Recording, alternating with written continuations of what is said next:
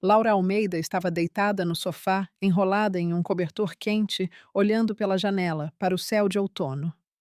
Estava cinzento e pesado, como se previsse o que aconteceria esta noite. Seu corpo há muito tempo deixara de obedecê-la. A leucemia a consumia por dentro, drenando sua força gota a gota, pouco a pouco. Os médicos falavam com cuidado, vagamente, mas ela entendia. O tempo era medido em semanas, talvez um mês. Não mais.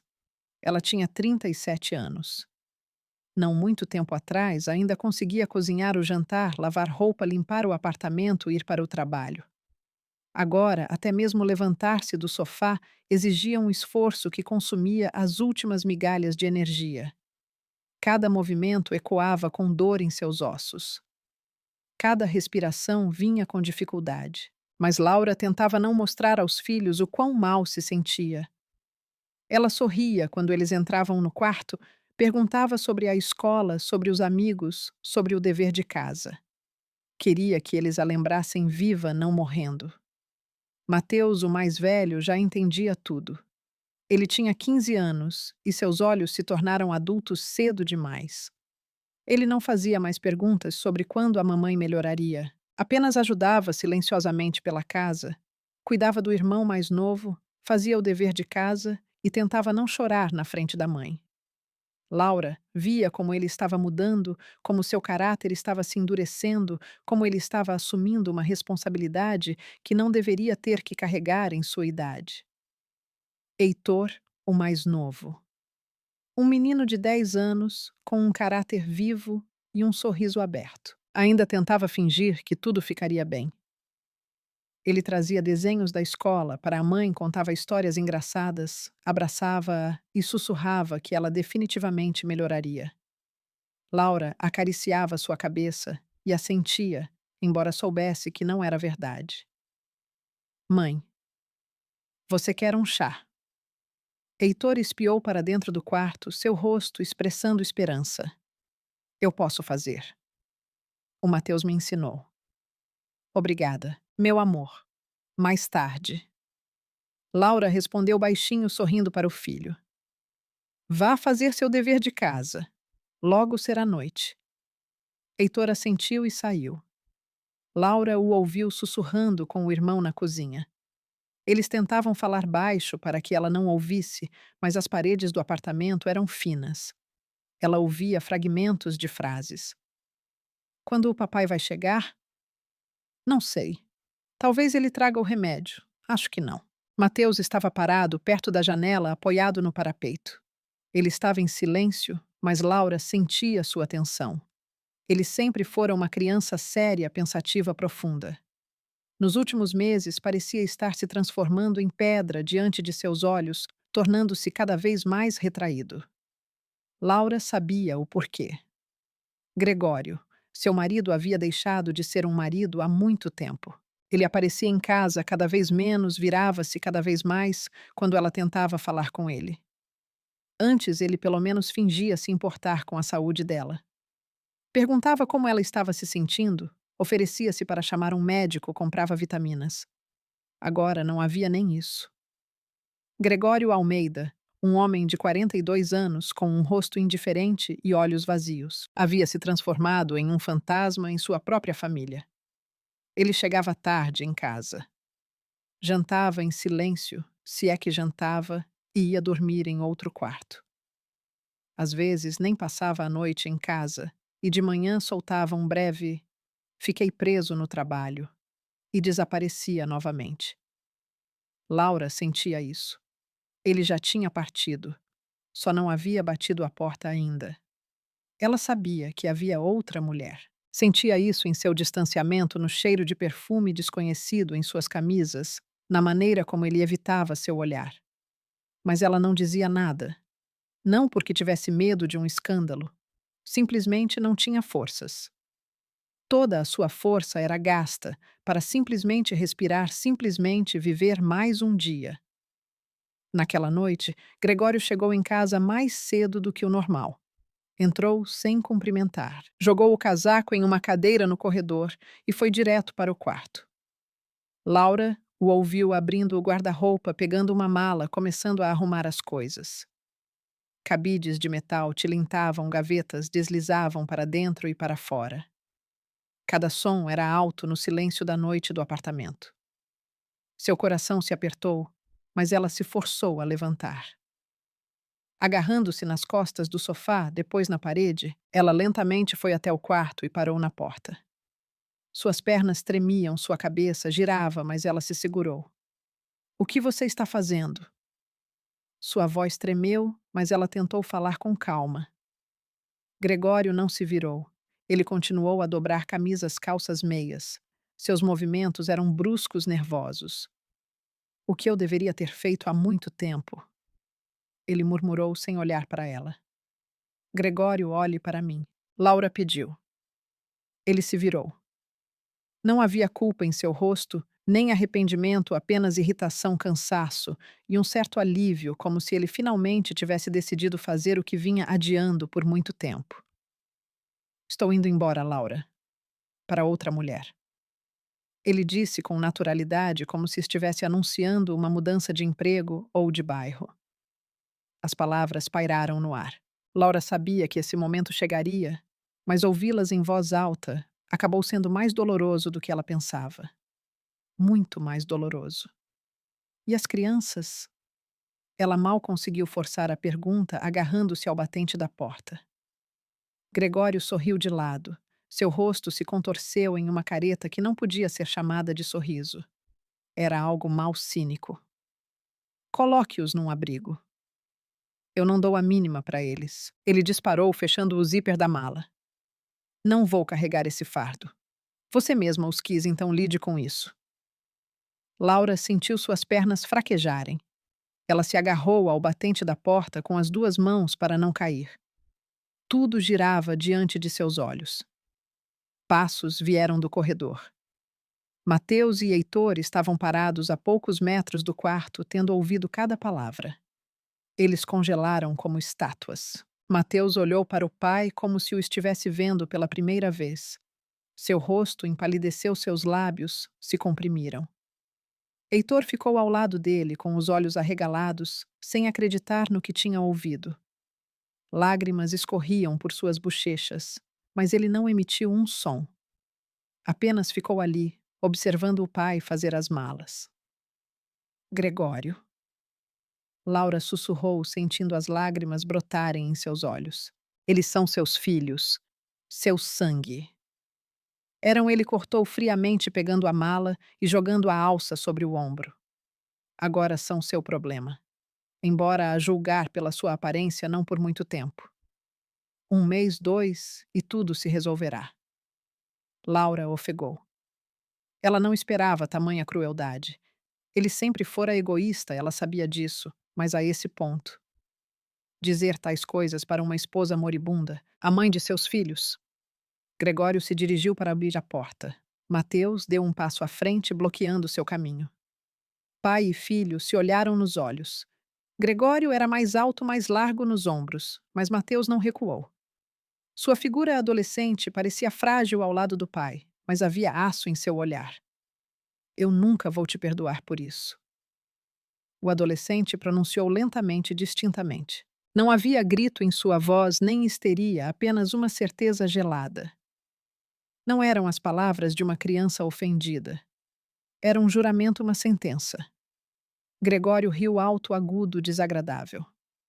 A risada soou falsa, forçada. Como se eu me importasse. Você vai perdoar. Ele empurrou o filho com o ombro, fazendo-o recuar. Não me importa o que você pensa. Vivam como quiserem. Não estou mais interessado nisso. Eu tenho uma vida diferente agora. Ele caminhou até a porta da frente, abriu-a com força e se virou uma última vez. Adeus. Ele jogou com um sorriso de escárnio e saiu para o patamar. A porta bateu atrás dele com tanta força que Laura fechou os olhos com força. O eco reverberou pela escada, bateu nas paredes, e então o silêncio caiu. Um silêncio terrível, opressor, ensurdecedor. Laura não conseguia mais ficar de pé. Suas pernas não a seguravam, suas mãos tremiam. Mateus e Heitor correram para ela, apoiaram-na pelos dois lados, abraçaram-na, pressionaram-se contra ela. Ela os envolveu com os braços, reunindo suas últimas forças, e chorou baixinho sem som para não assustar ainda mais as crianças. Mas as lágrimas fluíam por conta própria, quentes, salgadas, intermináveis. Mãe, não chore. Heitor sussurrou, enterrando o rosto em seu ombro. Por favor, não chore. Nós ficaremos juntos. Nós vamos dar um jeito. Certo. Mateus. Mateus permaneceu em silêncio, mas seu abraço era forte, quase desesperado. Laura sentiu-o tremer por inteiro, segurando as lágrimas. Ele não queria chorar. Queria ser forte por ela, por seu irmão. Meus bons meninos, Laura sussurrou, acariciando suas cabeças. Meus meninos, meus queridos, eu amo muito vocês. Muito mesmo. Eles se sentaram no chão do corredor, os três abraçados. Lá fora escurecia. Em algum lugar abaixo, a porta de entrada do prédio bateu. Gregório deixando o prédio, deixando-os sozinhos com a dor, o medo e a incerteza. Ele partiu para sua nova vida sem olhar para trás, sem gastar um segundo para abraçar seus filhos uma última vez, sem dizer uma palavra de conforto à sua esposa moribunda. As semanas seguintes foram um pesadelo, do qual era impossível acordar. Laura quase nunca saía da cama. A doença progredia rapidamente. Os médicos vinham, balançavam a cabeça, prescreviam novos analgésicos fortes. Uma vizinha, Margarida Costa, uma mulher bondosa de uns 55 anos, com uma voz suave e mãos quentes, vinha todos os dias. Ela trazia comida, ajudava na limpeza, trocava a roupa de cama, conversava com Laura sobre coisas simples, tentando distraí-la dos pensamentos de morte. Seu marido, Eugênio Costa, um homem quieto e sensato, com olhos gentis, trazia mantimentos. Consertava coisas pela casa, não fazia perguntas desnecessárias. Ele entendia que os meninos precisavam de uma mão e apoio masculinos. Conversava com Mateus, explicava coisas sobre a vida, dava conselhos. Mateus ouvia atentamente, agradecido. Mateus assumiu tudo o que pôde. Levantava-se cedo, às 6 horas da manhã, fazia o café da manhã para ele, e seu irmão preparava Heitor para a escola, verificava sua mochila. Depois ia para suas próprias aulas. Depois da escola, corria para casa sem se demorar com os amigos, sem brincar no pátio. Ele entrava no apartamento, corria para a mãe, verificava como ela estava, se precisava de algo. Ajudava a Margarida a preparar o jantar, limpava, lavava a roupa. À noite, fazia o dever de casa à luz de uma luminária de mesa, enquanto sua mãe adormecia sob o efeito dos medicamentos. Heitor tentava ser útil, mas ainda era muito jovem para entender toda a gravidade do que estava acontecendo. Ele apenas ficava sentado ao lado da cama da mãe.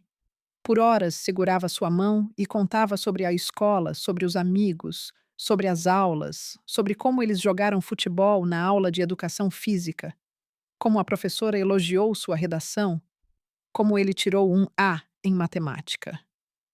Laura ouvia, sorria fracamente e acariciava sua mão. Esses momentos eram os mais brilhantes para ela. Laura estava se apagando diante de seus olhos. Sua pele ficou transparente e fina como papel. Ela mal comia, apenas bebia água em pequenos goles. Cada respiração vinha com dificuldade. Os médicos vinham com mais e mais frequência, mas faziam cada vez menos. Eles entendiam que era o fim. Uma noite, quando Mateus e Heitor estavam sentados ao lado de sua cama, fazendo o dever de casa, Laura os chamou. Sua voz era muito fraca, quase inaudível. Meninos, ela sussurrou, venham aqui. Eles deixaram de lado seus cadernos e sentaram-se na beirada da cama, pegaram suas mãos. Suas mãos estavam frias, quase sem peso. Mateus Heitor. Ela continuou reunindo suas últimas forças. Escutem-me com atenção, com muita atenção. Os meninos assentiram, tentando não chorar. Eles sabiam por que ela os estava chamando. Eu sei que será difícil para vocês, muito difícil, mas vocês são fortes. Vocês vão conseguir. Ela apertou suas mãos fracamente, mas com firmeza. Prometam-me. Prometam que ficarão juntos, sempre que não abandonarão um ao outro, que cuidarão um do outro. Nós prometemos, mãe. Mateus sussurrou e sua voz tremeu. Nós prometemos. Heitor repetiu e as lágrimas escorreram por seu rosto em grandes gotas. E mais uma coisa. Laura olhou para eles, perscrutando seus rostos, memorizando cada traço. Não se tornem como seu pai. Nunca. Não fujam das dificuldades. Não abandonem aqueles que confiam em vocês. Não traiam o amor. Sejam pessoas de verdade, honestas, gentis. Nós seremos mãe. Mateus disse com firmeza, enxugando as lágrimas com as costas da mão. Nós nunca seremos como ele. Eu juro a você. Laura sorriu fracamente, quase imperceptivelmente, mas com sinceridade. Estou orgulhosa de vocês. Ela sussurrou. Tão orgulhosa. Vocês são a melhor coisa que já aconteceu na minha vida. 3 dias depois ela morreu. Silenciosamente durante o sono, quando Mateus estava sentado por perto, lendo um livro em voz alta para ela. O Pequeno Príncipe, seu favorito. Ele chegou ao meio de um capítulo, ergueu os olhos e viu que o peito dela não se movia mais. Sentiu como a mão dela que ele segurava ficou fria sem vida. Ele entendeu. Ele não gritou. Não chorou imediatamente. Apenas ficou ali, segurando a mão dela, e ficou em silêncio. Então, baixinho, muito baixinho, ele disse: Adeus, mãe. Durma em paz. Heitor chegou da escola 1 hora depois e viu o irmão sentado ao lado da cama da mãe. Mateus sentava-se imóvel, olhando para um ponto. A mãe deles jazia quieta pacificamente, como se estivesse dormindo. Mateus. Heitor chamou, entrando no quarto. Mateus ergueu os olhos para ele. Heitor entendeu tudo imediatamente. Ele não queria entender, mas entendeu. O menino correu para a cama. Caiu de joelhos, agarrou a mão da mãe. Mãe, mãe, acorda, por favor. Ele gritou, engasgando com as lágrimas, sacudindo a mão dela. Mateus desceu da cama, abraçou o irmão por trás, pressionou-o contra si. Ela se foi, Heitor. Ela não sente mais dor. Ela não está mais sofrendo. Ela está bem onde está agora. Não, não. Heitor gritou, tentando se libertar. Ela não pode. Ela não pode nos deixar. Ela não queria, disse Mateus em voz baixa, e as lágrimas finalmente rolaram por seu rosto. Mas ela não pôde ficar. A doença foi mais forte. Eles choraram juntos, abraçados, no pequeno quarto que cheirava a remédios e flores murchas no parapeito da janela. Choraram por muito tempo, até a exaustão. Margarida Costa os encontrou assim. 2 meninos pressionados um contra o outro ao lado da cama de sua mãe morta. O funeral foi modesto, quase pobre. Margarida e Eugênio Costa cuidaram de tudo, da papelada do caixão, da organização do velório, apoiando os meninos. Eles não os deixaram pensar em detalhes sobre como e o que fazer. Apenas fizeram tudo sozinhos, silenciosamente, eficientemente. Várias pessoas vieram ao cemitério. Alguns vizinhos que conheciam Laura, alguns colegas de trabalho, onde ela trabalhara como contadora antes da doença. Sua irmã de outra cidade que chegou tarde na noite anterior. Foi tudo. Gregório não veio. Mateus olhou ao redor várias vezes durante a cerimônia, como se esperasse ver o pai, mas ele não estava lá. E nunca estaria. Nunca. Quando o caixão foi baixado à terra, Mateus deu um passo à frente até a beira da cova. Pegou um punhado de terra, apertou-o no punho e disse baixinho, mas com firmeza: Perdoe-nos, mãe, não conseguimos salvá-la, mas cumpriremos nossa promessa, todas as nossas promessas. Ele jogou a terra na cova. Heitor se aproximou. Também pegou um pouco de terra e sussurrou entre lágrimas: Nós te amamos. Sempre te amaremos. Após o funeral, quando todos se dispersaram, Margarida e Eugênio Costa levaram os meninos para sua casa. Eles moravam em um apartamento vizinho, no mesmo andar, um pouco maior de 3 quartos, em vez de 2. Eles não tinham filhos e trataram Mateus e Heitor como família, como aqueles que o destino lhes dera. Meninos, disse Margarida, sentando-os à mesa da cozinha e servindo chá quente. Eugênio, e eu decidimos vocês vão morar conosco. Vamos providenciar a guarda oficialmente. Nada de abrigo. Estão ouvindo nenhum. Vocês ficarão aqui em sua casa, perto de nós. Nós vamos ajudá-los. Mateus e Heitor trocaram olhares. Alívio misturado com dor. Eles ficariam. Não perderiam sua casa, mas a mãe se fora e nunca mais voltaria. Obrigado, Mateus disse, com a voz rouca, segurando a xícara de chá com as 2 mãos. Obrigado por tudo. Nós. Nós não esqueceremos isso. Nunca. Eugênio se aproximou, colocou sua mão grande e quente em seu ombro. Você é um garoto forte, Mateus inteligente e forte. E você, Heitor, também está se saindo muito bem. Vocês vão conseguir.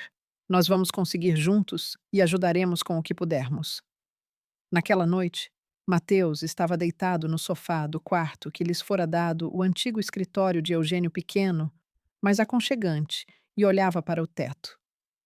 Heitor dormia em outro sofá próximo, soluçando durante o sono e murmurando algo. Mateus o ouvia e pensava. Pensava no pai, em como ele partiu, jogando-os à mercê do destino, em como ele riu batendo a porta. Em como nem sequer veio se despedir da esposa que lhe dera 2 filhos e o amara apesar de tudo. Algo duro, frio, inflexível cresceu no peito de Mateus. Não raiva, não ódio, mas determinação. Determinação de ferro inabalável. Ele jurou a si mesmo, silenciosamente, que se tornaria o tipo de pessoa de quem sua mãe se orgulharia. Ele nunca abandonaria seu irmão. Ele trabalharia, estudaria, alcançaria o sucesso. Ele nunca se tornaria como Gregório Almeida. Nunca. Sob nenhuma circunstância, mesmo que tivesse que passar pelo inferno.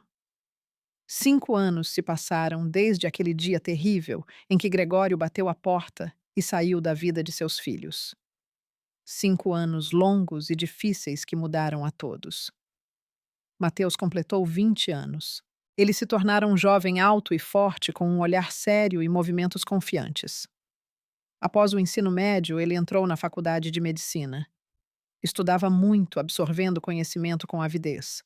Ao mesmo tempo, trabalhava onde podia, lavando o chão do hospital, trabalhando como ordenança, fazendo turnos noturnos na emergência. O dinheiro era sempre necessário para ajudar Margarida e Eugênio, que já gastavam até o último centavo com eles, para pagar os livros didáticos, para comprar roupas para o irmão mais novo. Heitor, um adolescente de 15 anos, estava no 9º ano. Ele era um excelente aluno, sonhando em se tornar advogado. Ele frequentemente dizia a Mateus: Vou defender aqueles que foram abandonados como nós. Vou ajudar as pessoas a defenderem seus direitos. De Mateus se orgulhava de seu irmão. Eles moravam no apartamento da mãe. Ao lado moravam Margarida e Eugênio Costa, que os ajudavam em tudo. Os irmãos compartilhavam tudo igualmente, apoiavam-se nos momentos difíceis. Uma vez por mês, os irmãos iam ao cemitério visitar a mãe. Levavam flores, limpavam o túmulo, ficavam em silêncio, lembrando sua voz, suas mãos, seu sorriso. E a cada vez, Mateus repetia para si mesmo: Mãe, não vamos te decepcionar. Nós nos tornaremos pessoas de quem você se orgulharia. A vida não era fácil, mas eles estavam dando um jeito. Margarida se tornou quase uma mãe para eles, Eugênio um pai. Eles não exigiam nada em troca, simplesmente amavam os meninos como se fossem seus. Mateus entendia que felicidade era ter pessoas assim por perto. Sabia que muitas crianças deixadas sem pais tinham muito menos sorte. E em algum lugar em outra parte da cidade vivia Gregório Almeida. Sua vida havia seguido um caminho completamente diferente. O primeiro ano após deixar a família pareceu-lhe o paraíso. Ele se mudou com Vitória, uma mulher jovem e bonita de 26 anos, que trabalhava como administradora em uma clínica particular. Ela era brilhante, alegre, não fazia perguntas desnecessárias. Gregório se sentia livre. Sem esposas doentes, sem filhos, chorando sem responsabilidade. Apenas ele. Vitória, restaurantes, entretenimento, vida despreocupada. Ele gastava dinheiro à vontade, presentes para Vitória, roupas caras para si mesmo, álcool à noite. Parecia-lhe que a vida finalmente tinha dado certo. Ele se esqueceu de Laura, de sua morte, de seus filhos. Ou melhor, tentou esquecer, afastava os pensamentos quando eles surgiam de repente.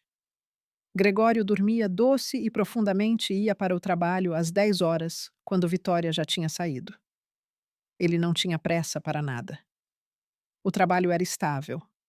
O salário vinha regularmente, a gerência não exigia horas extras.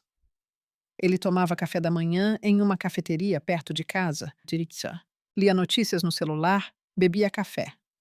Depois ia para o trabalho, cumpria as horas exigidas fazendo o mínimo. À noite, encontrava Vitória e eles saíam para se divertir. Restaurantes, cinemas, clubes, bares, tudo isso se tornou seu passatempo habitual. Vitória estava feliz. Ele gastava dinheiro com ela generosamente sem se conter. Comprava-lhe perfumes, joias, vestidos, bolsas. Ela ria, beijava-o, dizia: "Você é o melhor, Greg." Gregório se sentia jovem, livre, necessário, desejado. Nos fins de semana, eles saíam da cidade, alugavam quartos de hotel, passeavam, tiravam fotos. Uma vez voaram para o litoral. Por uma semana gastaram quase todas as suas economias, mas não se arrependeram. Sem hospitais, lágrimas, reprovações, esposas doentes sem responsabilidade. Choro de crianças, noites sem dormir, apenas prazer. Leveza, vida despreocupada. Parecia-lhe que seria sempre assim que ele finalmente encontrara sua felicidade. Mas o destino não perdoa a traição. 1 ano e meio depois de deixar sua família, a empresa onde ele trabalhava como engenheiro anunciou cortes de pessoal. Gregório foi demitido. Ele não era um funcionário indispensável, não era o melhor. Simplesmente o dispensaram, deram-lhe a rescisão e disseram adeus. Vitória, a princípio, disse que tudo ficaria bem, que ele encontraria um novo emprego. Mas os meses se passaram e Gregório não conseguiu encontrar nada decente. As ofertas eram ou com salários baixos, ou longe de casa, ou geralmente questionáveis. Ele recusava, esperando por algo melhor. O dinheiro estava se esgotando. Vitória começou a mudar. Ela se tornou mais fria, mais irritável. Parou de cozinhar. Jantares, ficava até tarde no trabalho com mais e mais frequência. E então, em uma bela noite, ela anunciou: Gregório, eu conheci outra pessoa. Ele é bem-sucedido, abastado. Sinto muito, mas estou indo embora. Ela fez as malas e foi embora rapidamente, sem cenas, sem lágrimas, apenas se virou e saiu pela porta. Gregório ficou sozinho no apartamento alugado que ele não podia mais pagar. Ele caiu em depressão. Parou de procurar trabalho, parou de se cuidar. Bebeu vinho barato, ficou em casa, assistiu TV. O dinheiro acabou completamente. Ele teve que se mudar para um quarto em um cortiço na periferia da cidade, sujo, pequeno, com vizinhos alcoólatras. Outros 2 anos se passaram.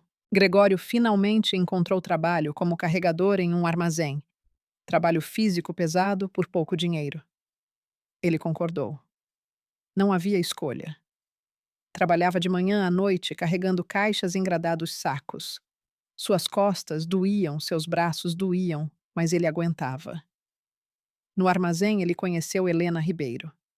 Ela tinha 35 anos, trabalhava lá como contadora. Uma mulher de caráter duro, exigente, prática. Ela não tinha ilusões sobre a vida e os homens. Procurava alguém que sustentasse, trabalhasse e não bebesse. Gregório se encaixava nesses critérios. 6 meses depois, eles se casaram. Gregório concordou rapidamente. Precisava de estabilidade, um teto sobre a cabeça, alguma aparência de família. Helena também não demorou. Eles se casaram no civil, mudaram-se para o apartamento de um quarto dela. Helena mostrou imediatamente seu caráter. Ela comandava, exigia, controlava cada centavo.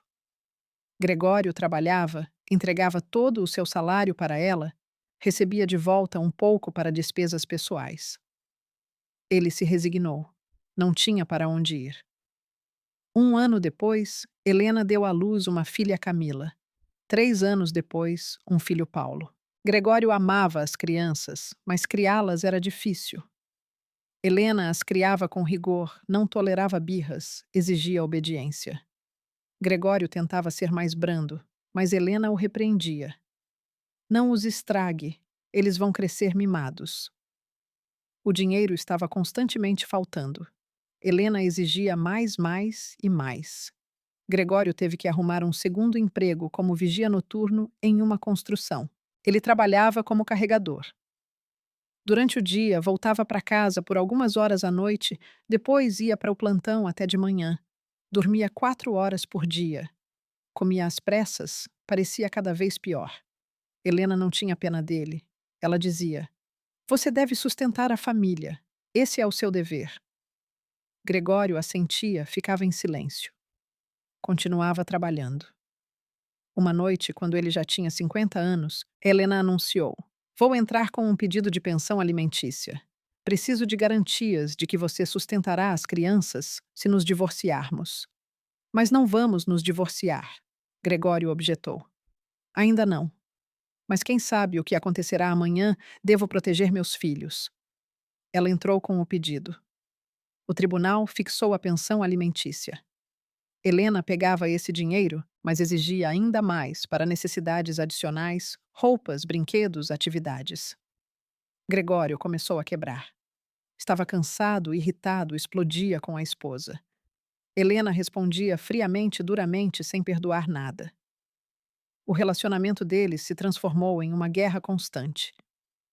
Quando Camila completou 10 anos e Paulo VII Helena pediu o divórcio. Não preciso mais de você, disse ela calmamente, guardando os documentos em uma pasta. Você não está dando conta das suas obrigações de marido. Você vai pagar o máximo de pensão alimentícia. Gregório tentou protestar, mas o tribunal ficou do lado de Helena. Ele ficou sozinho, obrigado a pagar pensão alimentícia para 2 filhos. Quase todo o dinheiro ia para isso. Ele continuou morando no cortiço, trabalhava em 2 empregos, mal conseguia sobreviver.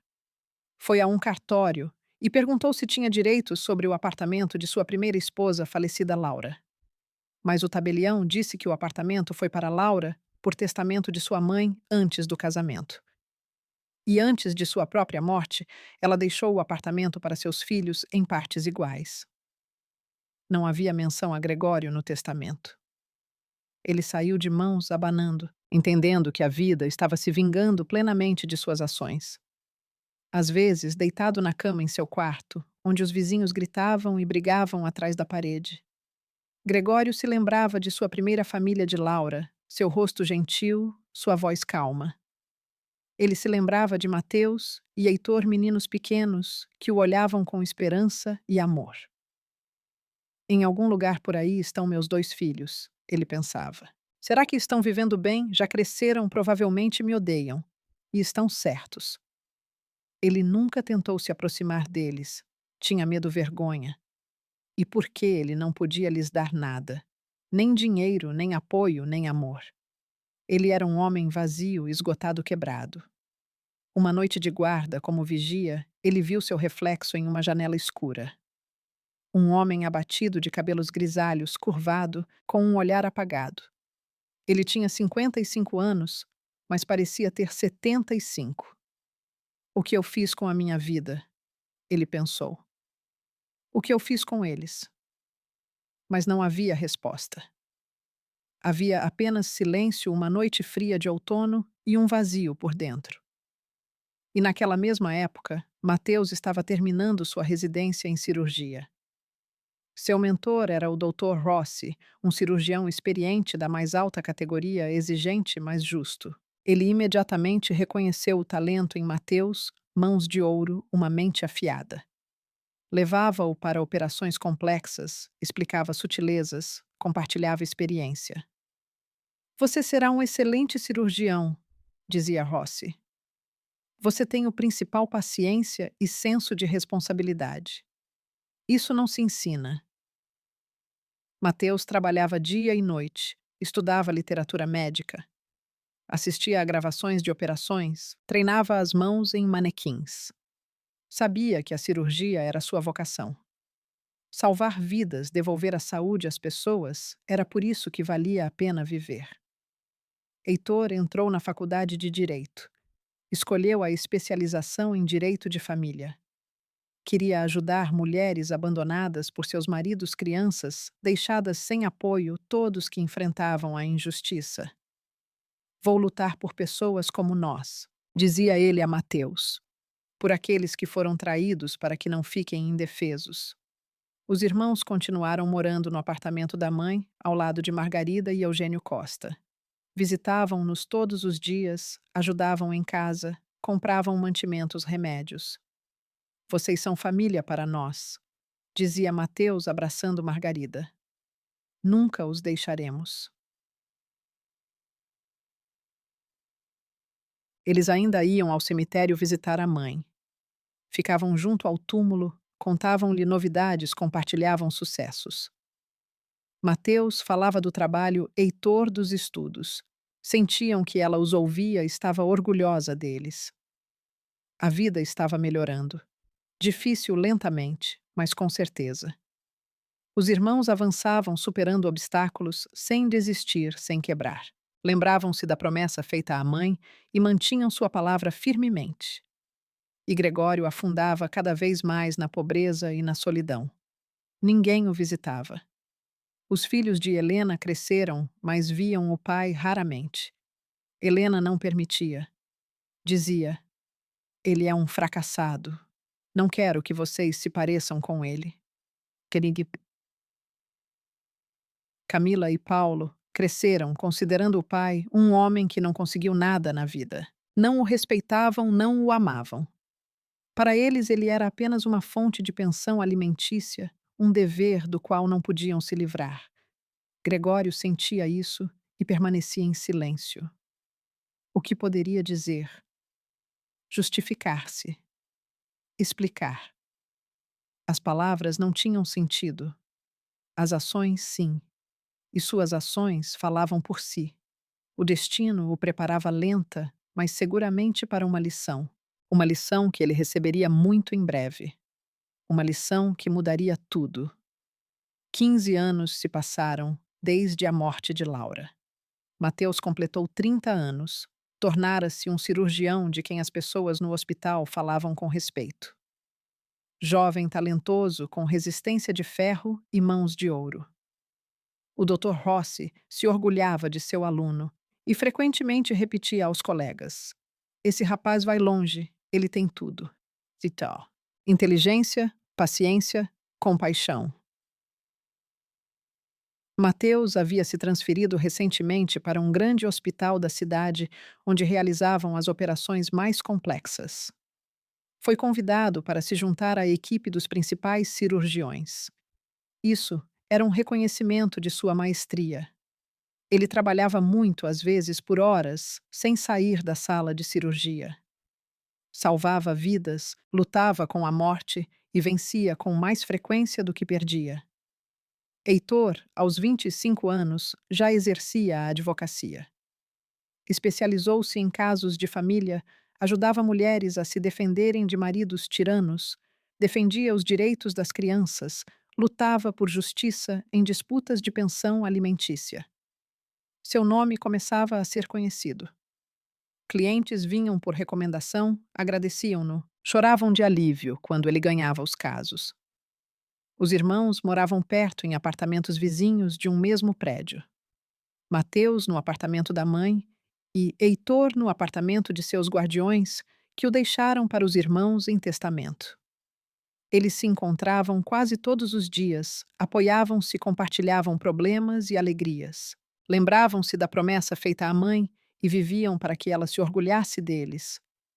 Margarida Costa morreu há 3 anos silenciosamente durante o sono. Eugênio Costa a seguiu 6 meses depois. Ele não conseguia viver sem sua esposa. Mateus e Heitor os enterraram lado a lado, colocaram um belo monumento, levavam flores todos os meses. Eles se lembrariam para sempre da bondade daquelas pessoas, de seu cuidado, de seu amor. A vida seguia seu curso. Trabalho, dias de semana raros, dias de folga. Mateus às vezes pensava na vida pessoal, mas não havia tempo suficiente para relacionamentos. A cirurgia exigia dedicação total. Ele não se arrependia. Havia escolhido seu caminho conscientemente. E então, um dia, em uma noite fria de outubro, quando Mateus estava de plantão na emergência, um paciente foi levado ao hospital. Uma ambulância chegou com os freios cantando. Os paramédicos saltaram do carro, rolaram uma maca. Homem 57 anos atropelado em uma faixa de pedestres, gritou o paramédico rolando a maca em direção às portas. Múltiplas fraturas, hemorragia interna, traumatismo craniano, pressão caindo. Mateus correu em sua direção, examinou rapidamente o paciente. O homem estava inconsciente, o rosto coberto de sangue, a respiração fraca e intermitente. Uma operação urgente era necessária.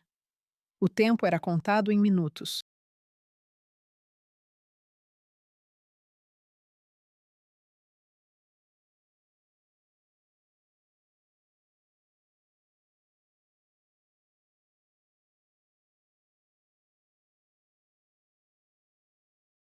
A emergência, Napschonpeimer.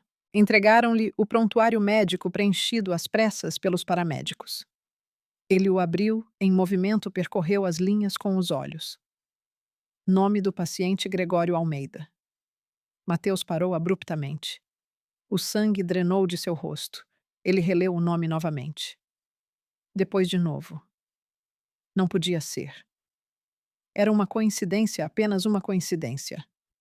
Mas algo dentro dele dizia que não era uma coincidência. Era ele seu pai. O Dr. Rossi, que também estava de plantão hoje, percebeu que Mateus havia congelado no meio do corredor. Ele se aproximou, olhou para o prontuário. O que aconteceu? Ele perguntou em voz baixa. Mateus estava em silêncio. Não conseguia falar. Sua garganta se apertou. Rossi pegou o prontuário de suas mãos, leu o nome, olhou para Mateus com atenção. Você o conhece? Ele perguntou com cautela. Mateus assentiu quase imperceptivelmente. É meu pai, ele conseguiu dizer. Rossi suspirou. Ele conhecia a história de Mateus. Sabia sobre sua mãe, sobre a traição, sobre como Mateus e seu irmão cresceram sem os pais. Ele entendia o que se passava na alma de seu aluno naquele momento. Então me diga, você vai operar ou devo transferir o caso para outro cirurgião? Rossi perguntou. Mateus ficou em silêncio. Sua cabeça estava uma bagunça completa. Imagens do passado brilhavam diante de seus olhos. Seu pai saindo de casa com uma mala, sua risada, a batida da porta, sua mãe morrendo no sofá, sua mão fria.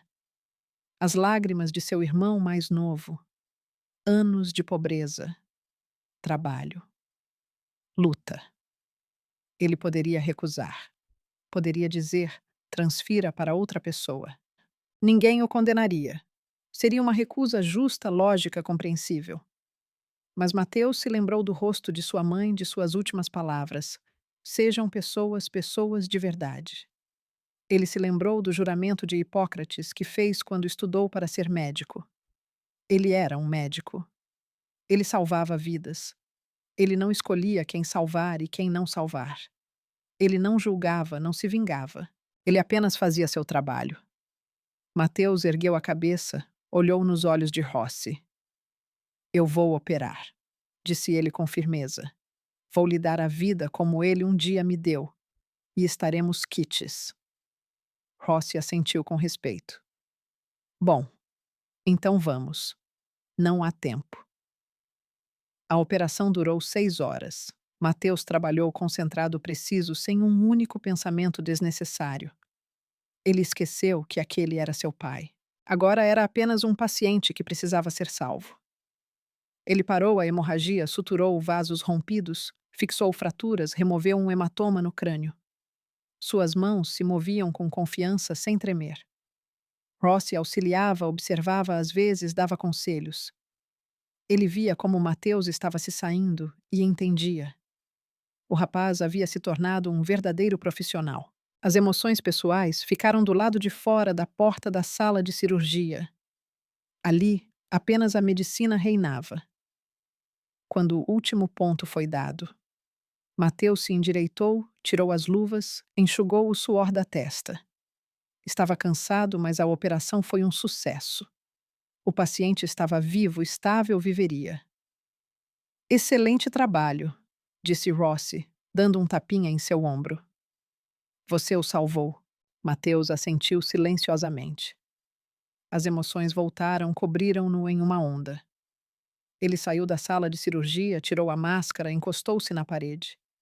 Ele havia salvado seu pai, o homem que o abandonara, e a seu irmão que disse: coloque-os num abrigo.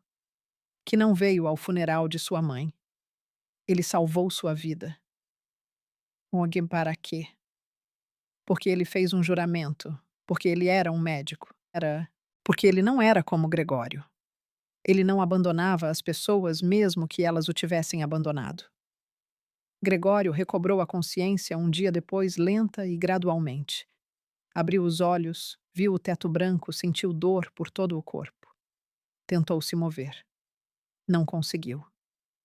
Seu corpo não obedecia. Um médico de jaleco branco sentava-se por perto, jovem, com um rosto sério. Gregório não o reconheceu imediatamente. Então seu olhar caiu no crachá em seu peito. Dr. Mateus Almeida, cirurgião. Almeida. Mateus. Seu coração parou. Seu filho. Era seu filho. Crescido, estabelecido um médico, um cirurgião. Ele havia crescido, tornado-se alguém sem ele. Mateus. Gregório coachou. Sua voz era fraca e estranha. Você me salvou. Mateus sentou-se imóvel, olhando para o pai. Seu rosto estava calmo e impenetrável. Sim, ele respondeu com naturalidade. Mas isso não nos torna família. Gregório sentiu as lágrimas brotarem em seus olhos. Ele não chorava há muitos anos. Pensou que tinha esquecido como, mas agora não conseguia se conter. Eu fui um tolo, ele sussurrou. Eu destruí toda a minha vida. A minha, a de vocês. Perdoe-me. Por favor, perdoe-me. Filho. Mateus ficou em silêncio. Olhou para o pai e viu um homem lamentável, quebrado, de cabelos grisalhos, magro, com rugas de sofrimento. Este não era o mesmo Gregório que havia batido a porta e saído rindo. Esta era a sombra daquele homem. Não, disse Mateus em voz baixa, mas firme. Eu não vou te perdoar. Gregório soluçou. Mas eu te imploro. Estou sozinho. Não tenho para onde ir. Fique comigo você e o Heitor. Vocês são meus filhos. Mateus se levantou. Olhou para o pai de cima. Você me deu a vida, disse ele. Eu salvei a sua. Agora estamos quites. O perdão não é uma obrigação. É uma escolha, e a minha escolha é não. Mateus, por favor. Gregório estendeu a mão, tentando agarrar o jaleco do filho.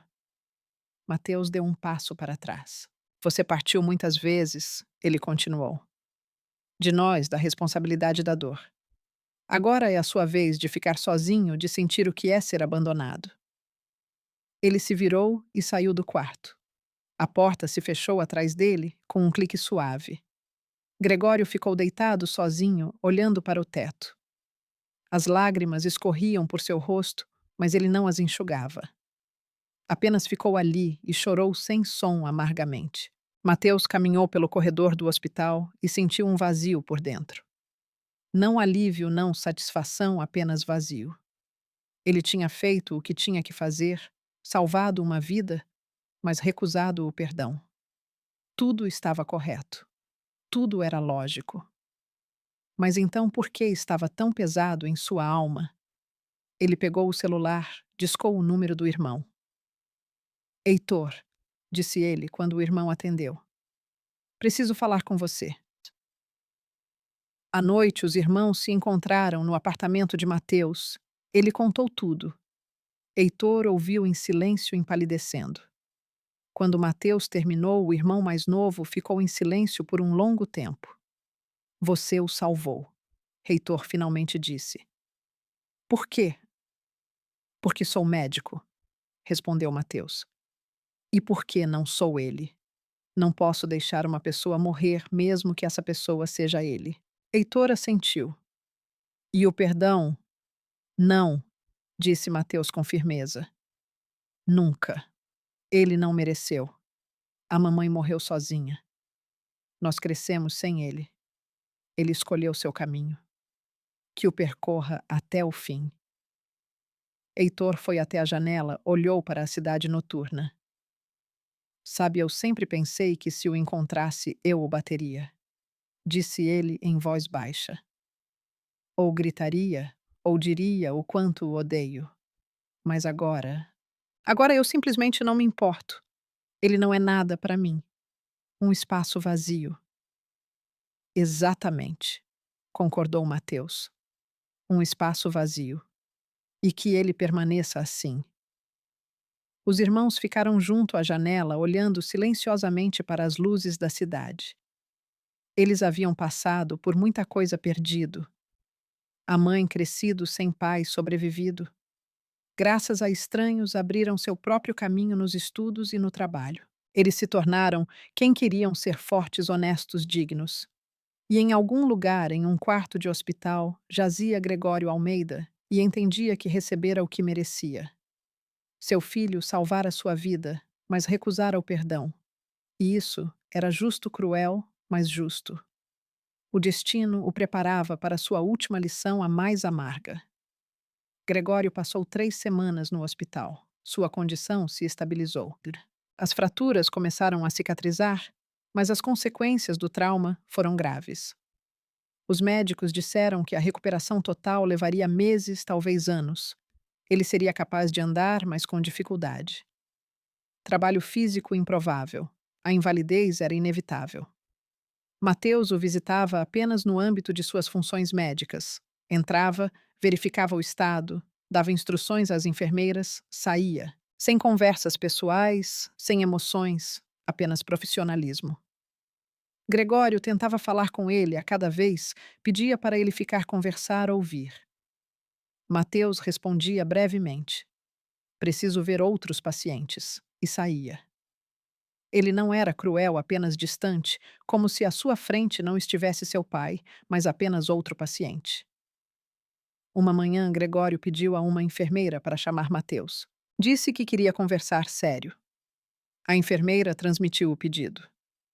Mateus veio durante sua pausa para o almoço, sentou-se em uma cadeira ao lado da cama. Estou ouvindo, disse ele com naturalidade. Gregório ficou deitado, olhando para o teto. Era difícil falar não fisicamente, mas moralmente. As palavras ficavam presas na garganta. Mateus, ele começou com a voz rouca. Eu entendo que não tenho o direito de te pedir nada, mas quero que saiba que eu acompanhei você e seu irmão todos esses anos de longe. Descobri como vocês estavam vivendo o que conquistaram.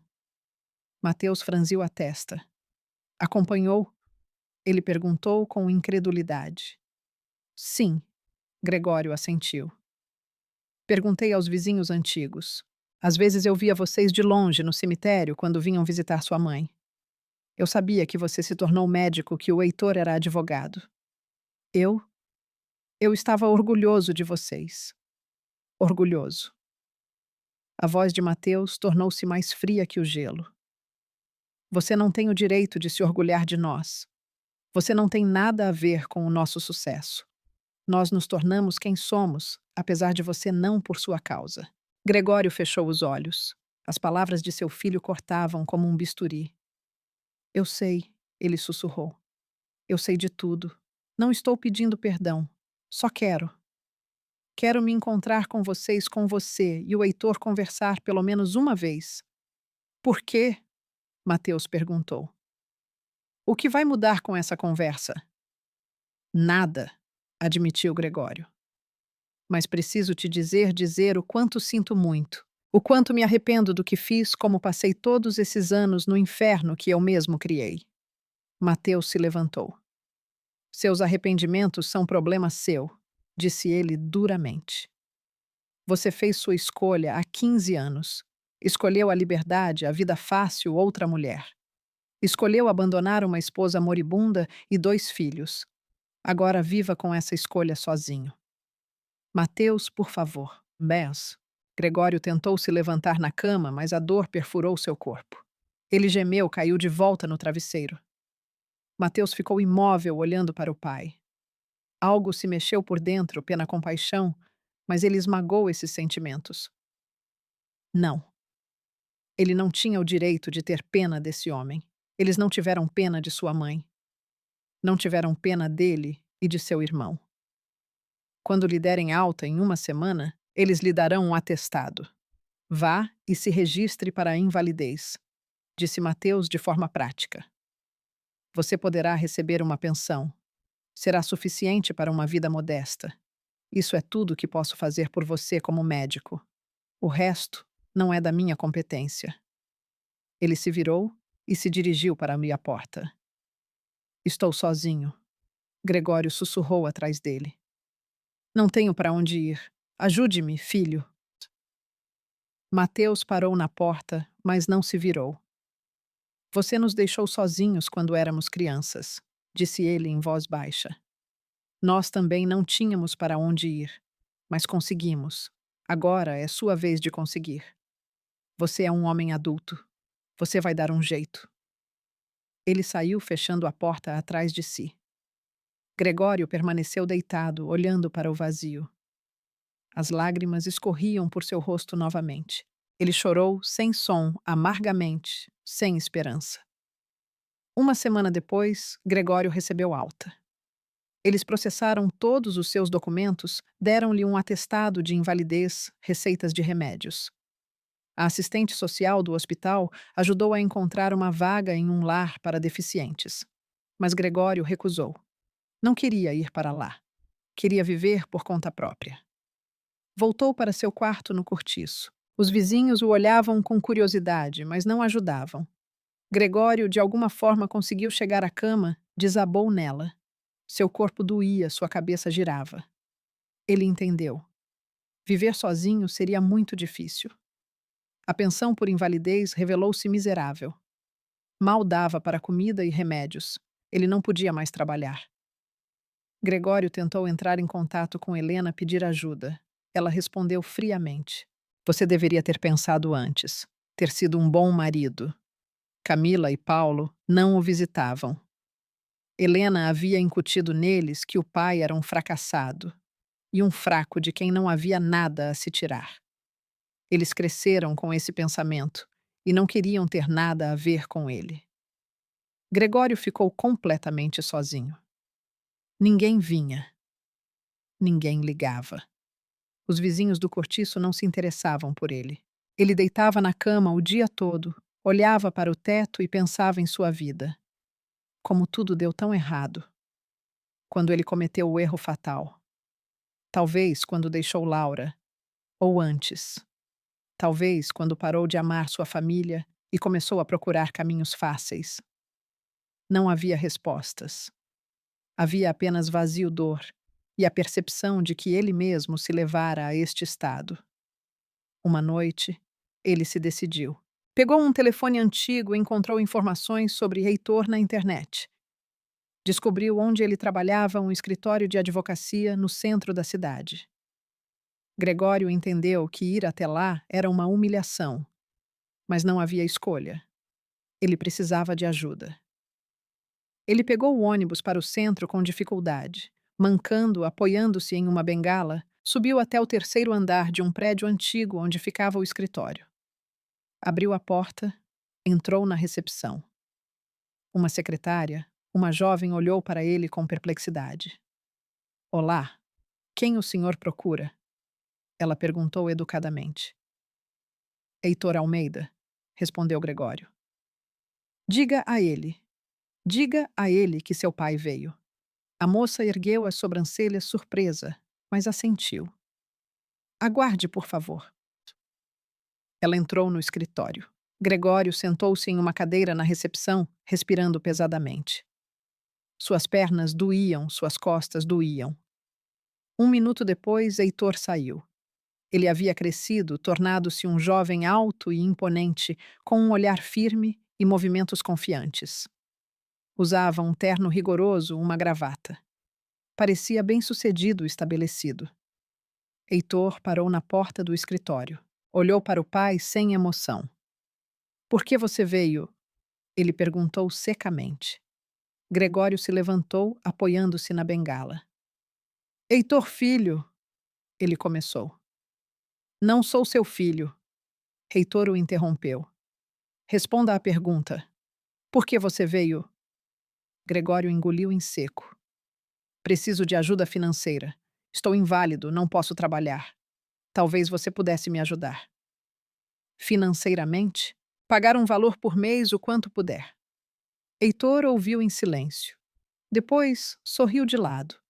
Friamente, sem alegria. Você quer que eu te ajude? Ele repetiu. Sério?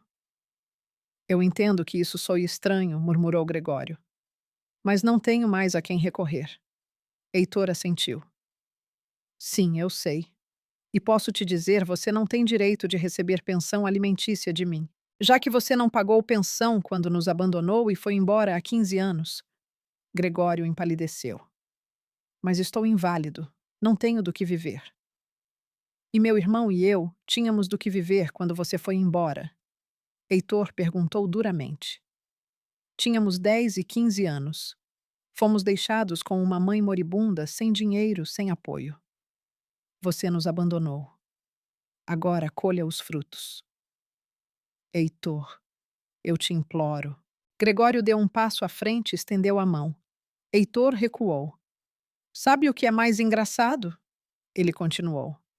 Você não veio para pedir desculpas, não para dizer que sente muito. Você veio para pedir ajuda. Você sempre pensou apenas em si mesmo. E agora também. Gregório abriu a boca para objetar, mas não encontrou palavras. Heitor estava certo. Ele não veio para se reconciliar. Veio para pedir. Vá embora, disse Heitor, em voz baixa, mas firme. E não apareça mais. Nem na minha casa, nem na do Mateus. Não queremos te ver. Você é um espaço vazio para nós. Entendeu? Mas eu sou seu pai, sussurrou Gregório. Biologicamente, sim, concordou Heitor. Mas na essência você não é ninguém. Um pai é quem cria, ama, protege. Você não fez nada disso. Você apenas nos deu a vida. Mateus te pagou na mesma moeda, salvou sua vida. Agora estamos quites, e você não nos deve mais nada. E nós também não te devemos nada. Gregório ficou balançando nos pés. Sua força o deixou. Ele se virou e caminhou lentamente para a saída, mancando, apoiando-se na bengala. Heitor o observou ir sem se mover de seu lugar. Na porta, Gregório parou e virou-se. Vocês se tornaram boas pessoas, disse ele em voz baixa. Melhores do que eu. Muito melhores. Sua mãe estaria orgulhosa. Heitor não respondeu. Apenas permaneceu em silêncio. Gregório assentiu e saiu fechando a porta atrás de si. Heitor voltou para seu escritório, sentou-se à sua mesa. Cobriu o rosto com as mãos. Tudo por dentro estava fervendo. Raiva, dor, pena, alívio. Tudo misturado em um único nó. Ele pensou que o encontro com o pai o deixaria indiferente. Mas não. Doeu. Doeu muito. À noite, ele ligou para Mateus, contou sobre a visita. Ele pediu ajuda. disse Heitor. Não perdão, ajuda. Mateus ouviu em silêncio. E o que você respondeu? Ele finalmente perguntou. Eu recusei. Disse para ele ir embora e não aparecer mais. Certo, disse Mateus. Heitor. Ele fez sua escolha há muito tempo. Que viva com ela. Os irmãos ficaram em silêncio. Cada um pensava em suas próprias coisas sobre a mãe, sobre o passado, sobre como passaram pelo inferno e sobreviveram. E o pai deles? O pai deles recebeu o que merecia. A justiça prevaleceu, cruel, mas justa. Gregório caminhava pela rua mancando, apoiando-se na bengala. Estava frio.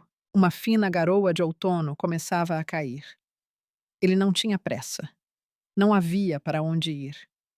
Ninguém o esperava em casa. Ninguém o esperava em lugar nenhum. Sentou-se em um banco na praça, colocou a bengala ao lado. Observou os transeuntes famílias com crianças, casais apaixonados, idosos de mãos dadas. Todos eles não estavam sozinhos. Todos eles tinham alguém. E ele ficou sozinho, completamente sozinho. E este era o preço de sua escolha. O preço da traição, o preço do egoísmo. Ele fechou os olhos e chorou baixinho. Ali mesmo no banco, sob a fina garoa. Ninguém prestou atenção nele. Apenas uma pessoa doente e solitária chorando. Há muitos assim. A cidade é indiferente à dor alheia, e em algum lugar em outra parte da cidade. Mateus e Heitor se encontravam, se abraçavam, iam jantar juntos. Eles estavam juntos, sempre. Como prometeram à mãe. E isso lhes dava força para continuar vivendo. Mais 2 anos se passaram. Mateus completou 32 anos. Tornara-se um dos principais cirurgiões da cidade. Seu nome era conhecido não apenas no hospital, mas além. Pacientes vinham de outras regiões, confiando-lhe as operações mais complexas. Ele salvou centenas de vidas, devolveu esperança, saúde e futuro às pessoas. Recentemente casou-se com Ana, uma terapeuta, uma mulher gentil e inteligente que entendia seu trabalho e o apoiava em tudo. Eles se conheceram no hospital. Aproximaram-se gradualmente sem pressa. Ana sabia de seu passado, de sua mãe, de seu pai. Ela nunca pressionou. Nunca exigiu um encontro com Gregório. Nunca falou sobre perdão, sobre. Ela apenas estava lá. Amava-o como ele era. Eles tiveram uma filha. Deram-lhe o nome de Laura, em homenagem à mãe de Mateus e Heitor. Ele segurava a menina minúscula nos braços e sentia algo quente se espalhar por todo o seu corpo. Isso era felicidade. Felicidade real, simples, humana. Aquilo de que fora privado na infância. Agora ele a dava à sua filha. E sempre daria. Heitor, aos 27 anos, tornara-se um advogado conhecido. Sua firma cresceu. Ele trouxe vários sócios, abriu filiais em outras cidades. Especializou-se na defesa dos direitos de mulheres e crianças em disputas familiares. Ajudou a alcançar a justiça onde parecia impossível. Vencia casos difíceis. Devolvia a fé das pessoas na lei. Ele também encontrou seu amor. Darla, uma psicóloga que trabalhava com crianças de famílias problemáticas. Casaram-se na primavera modestamente em um pequeno círculo. Darla era parecida com a mãe de Heitor, calma, sábia, com um coração bondoso. Ele contou tudo a ela sobre sua infância e ela chorou abraçando-o, dizendo: Você passou por tanta dor, mas permaneceu humano. Estou orgulhosa de você. Os irmãos ainda se encontravam todos os dias, jantavam juntos, discutiam trabalho, planos, a vida. Suas esposas se tornaram amigas, as crianças a pequena Laura e o filho recém-nascido de Heitor, a quem deram o nome de Eugênio. Em homenagem a Eugênio Costa, cresceram juntas como irmão e irmã. Todos os meses, os irmãos ainda iam ao cemitério, agora junto com suas esposas. Levavam flores para 3 túmulos, sua mãe Laura Margarida Costa e Eugênio Costa. Ficavam em silêncio, lembravam, agradeciam. Mateus sempre falava em voz alta. Mãe, cumprimos nossa promessa. Estamos juntos. Nos tornamos pessoas. Somos felizes. A vida deles estava melhorando. Eles construíram o que seu pai um dia destruiu: família, amor, apoio, calor. Criaram o que lhes foi tirado. Um lar onde eram esperados, onde eram amados. E Gregório Almeida vivia seus dias na pobreza e na solidão. Ele completou 59 anos. Morava no mesmo quarto do cortiço na periferia da cidade. Sua pensão por invalidez era miserável. Comia cereais baratos, macarrão, salsichas em promoção, às vezes comprava pão e chá. Muitas vezes não havia dinheiro suficiente para remédios, e a cobertura por invalidez não incluía todos os medicamentos necessários. Ele tinha que escolher comprar pílulas ou comer. Movia-se com dificuldade apoiando-se em uma bengala. As consequências do acidente se faziam sentir: dor nas costas, articulações, cabeça. Os médicos diziam que ele precisava de reabilitação regular, massagem, fisioterapia. Mas onde conseguir o dinheiro? Ele não podia nem mesmo pagar para visitar a clínica adequadamente. Seus vizinhos no cortiço não se comunicavam com ele. Ele era um estranho, uma pessoa silenciosa e sombria. Ninguém se interessava em como ele vivia, se precisava de ajuda. Todos estavam ocupados com seus próprios problemas. Os filhos de Helena cresceram e se esqueceram completamente dele. Não visitavam o pai. Não ligavam, não se interessavam. Helena havia incutido neles que ele era um fracassado, um fraco, um peso morto. Eles cresceram com esse pensamento e o aceitaram como um fato. Gregório tentou contatá-los várias vezes. Escreveu cartas, ligou. Camila respondeu brevemente, secamente. Não tenho tempo, pai. Estou ocupada. Paulo não atendia o telefone. Helena uma vez disse diretamente: Não incomode as crianças. Você não é ninguém para elas. Acostume-se. Ele se acostumou, resignou-se, entendeu que ninguém viria, ajudaria, confortaria. Estava sozinho, e seria assim até o fim. Às vezes, sentado na cama em seu quarto miserável, Gregório se lembrava de Laura, jovem, bonita, com olhos gentis. Como ela ria, como cozinhava seus pratos favoritos, como o abraçava, como morreu no sofá enquanto ele fazia as malas e partia sem olhar para trás. Ele se lembrava de Mateus, um menino sério, que o olhava com esperança, que disse: Eu nunca vou te perdoar por isso. E cumpriu sua palavra. Ele se lembrava de Heitor, um menino alegre e aberto que chorou quando o pai partiu, que cresceu e disse: Você é um espaço vazio para nós. Ele se lembrava de Vitória. Já me fiz. Ele se lembrava que o deixou por um homem rico, de Helena, que o usou e o jogou fora de Camila e Paulo, que não o consideravam pai. Todos partiram. Todos o abandonaram como ele um dia abandonou Laura e seus filhos. Justo, sim. Doloroso, insustentável. Um dia ele decidiu tentar mais uma vez, a última vez. Escreveu com dificuldade para o hospital onde Mateus trabalhava.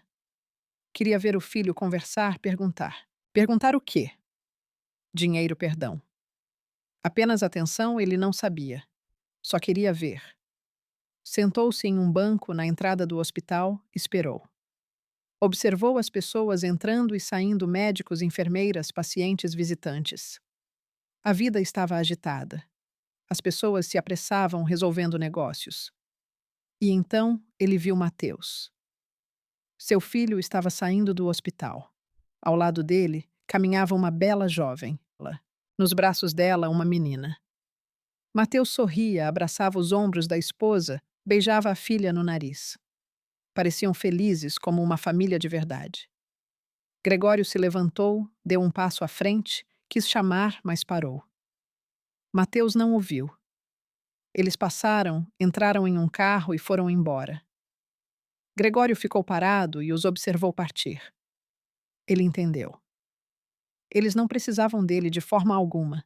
Tinham suas próprias vidas, suas próprias famílias, sua própria felicidade. Não havia lugar para ele lá. Nunca houve e nunca haveria. Ele se virou e caminhou lentamente para longe, apoiando-se na bengala. Os transeuntes o contornavam sem prestar atenção. Apenas uma pessoa doente. Há muitas assim. Mais um ano se passou. Gregório ficou muito fraco. Sua pensão não era suficiente nem para a comida. Ele emagreceu, ficou abatido. Envelheceu ainda mais. Movia-se com enorme dificuldade e passava a maior parte do tempo na cama. Uma vizinha do cortiço, uma senhora idosa, às vezes lhe trazia sopa-pão por pena nada mais. Ela dizia: coma, ou você vai morrer de vez. Gregório agradecia silenciosamente e comia com fome. Estava quase sempre com fome. Mais um ano se passou. Um dia, Gregório estava andando pela rua sem olhar para onde ia. Chegou a uma pequena praça perto do hospital, sentou-se em um banco. Nada havia mudado. Ele ainda estava sozinho. Ainda não era necessário para ninguém. Sentou-se, observando os transeuntes famílias, casais, crianças. Todos eles se apressavam para algum lugar para alguém. Todos eles tinham um propósito. Tinham pessoas esperando por eles. E ninguém o esperava, em lugar nenhum. Depois de algum tempo, Mateus passou. Ele caminhava rápido, falando ao telefone, sorrindo. Não notou o pai no banco, ou notou, mas não demonstrou. Gregório o observou partir. Mateus era alto, forte, confiante, bem-sucedido, feliz. Ele se tornou quem queria ser. Construiu sua vida sozinho, sem o pai, apesar do pai. Mateus dobrou a esquina e desapareceu de vista. Gregório continuou sentado. Ele entendeu. Seu filho nunca mais pararia ao seu lado, nunca perguntaria como as coisas estavam, nunca estenderia a mão para ajudar. Justo, sim. Doloroso e insustentável. Mas esta foi sua escolha. 15 anos atrás, ele escolheu a liberdade em vez da responsabilidade, o caminho fácil em vez do certo, a si mesmo em vez da família. Agora ele recebia o resultado daquela escolha: solidão, pobreza, esquecimento. O destino paga a cada um segundo suas obras, sem exceções. Gregório fechou os olhos. Lembrou-se de como Mateus, um adolescente de 15 anos, lhe disse então: eu nunca vou te perdoar por isso. E ele não perdoou. Ele cumpriu sua palavra. E Gregório ficou sozinho, como um dia deixou seus filhos. O círculo se fechou.